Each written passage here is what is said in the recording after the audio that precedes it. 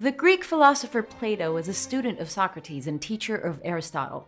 He wrote on a wide variety of topics, including politics, aesthetics, cosmology, and epistemology. To this day, we refer to Platonic love and Platonic ideals. Plato's search for knowledge and truth formed the basis of much of Western philosophy. Plato's birth date is disputed. Some sources say around 428 BC, others claim 424 BC. In any case, it was a fortunate birth. Plato's parents were both descended from Athenian nobility. Like other children from distinguished families in Athens, Plato received the best education of the day, studying philosophy, poetry, and gymnastics. Plato grew up during the Peloponnesian War, and as a young man saw the political chaos surrounding the final defeat of Athens by Sparta. Two of Plato's relatives came to power in the new government, who were known as the 30 Tyrants, and were notorious for denying Athenians their rights.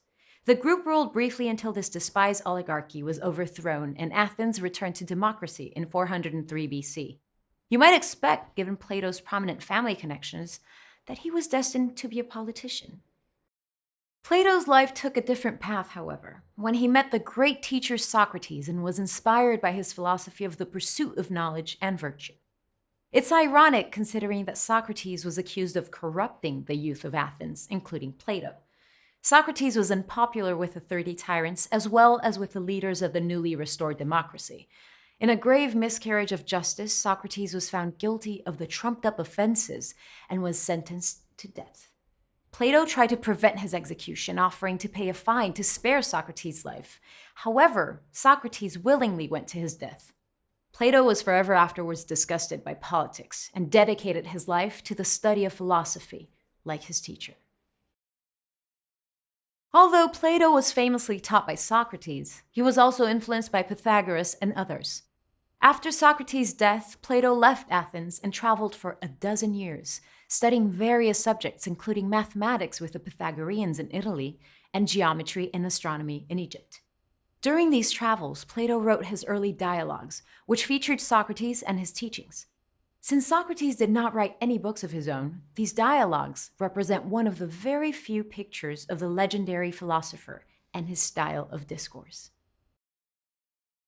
Returning to Athens, Plato founded the Academy around 387 BC.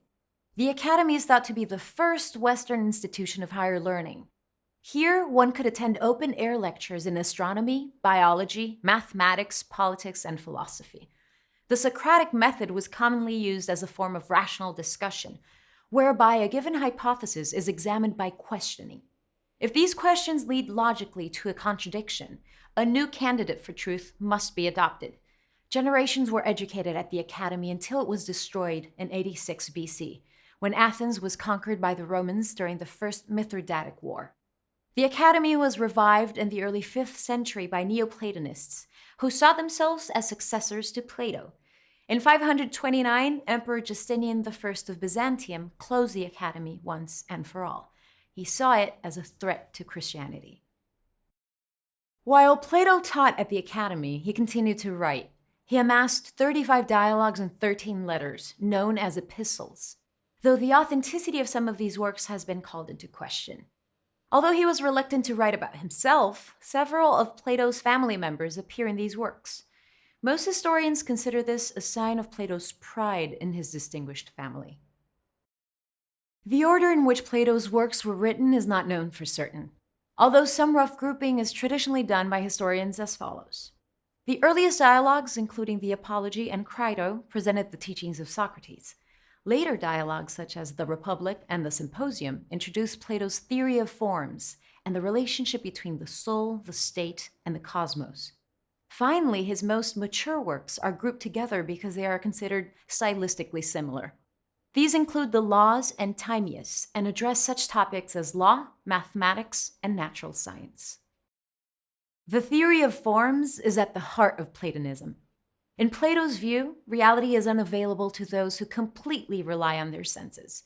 He explained that every object that we could see or interact with in our experience of reality was actually just a mimic of a form, capital F.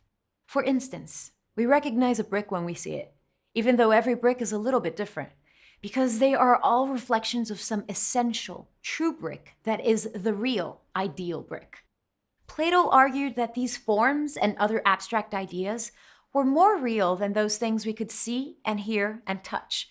Universals such as justice, beauty, and equality are not accessible to the senses, but are understood only through reason. Plato's view of the condition of humankind is perhaps best captured in his allegory of the cave, as written in the Republic. The words of this parable are spoken by Socrates and Plato's brother, Glaucon, but it is considered to be Plato's own ideology. Socrates describes to Glaucon a group of prisoners, chained for their entire lives in a cave, shackled in such a way that they can only look in front of them at one of the walls of the cave. Behind them is a fire burning brightly. In between the fire and the prisoners is a platform where objects are exhibited. The prisoners cannot see the reality of these objects, only the shadows they cast on the wall of the cave. If we rely solely on our senses, we are like the prisoners in the cave, who cannot sense the reality behind them, only the poor copies of the real world projected before them. The real world of ideals can only be perceived by reason. Hence, the vital importance of the Academy. Plato spent his last years writing and teaching at the Academy. Undoubtedly, we cannot know all of what Plato thought, especially since he preferred speaking to writing as a means of transmitting knowledge.